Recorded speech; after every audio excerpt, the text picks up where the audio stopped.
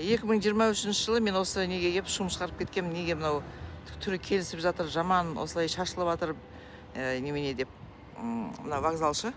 Содан кейін короче анау не бар ғой, бөлме, мүгедектердің бөлмесі, сол жер сасық төсек орны, ескі төсектер, ескі матрас деп хатты жазып бұрқыратып, мына жерде быт болып ұрысқанбыз.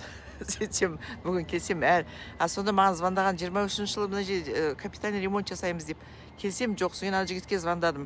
Мен келдім Астанаға, мына жерде ешқандай жұмыс жасалмаған, бұл қалай болып жатыр деп. Сен келді, Нағисхан дейді, Нағисхан деген жігіт қой.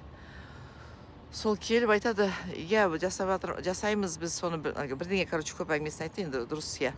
Биыл бастаймыз дейді. Сөйтсем қарасам, қазір мына жерде уже жамап жатыр ғой, тесік шұңқыр-шұңқырларды. Айтқан оларға тез жабыңдар, анау қақпас келді деп.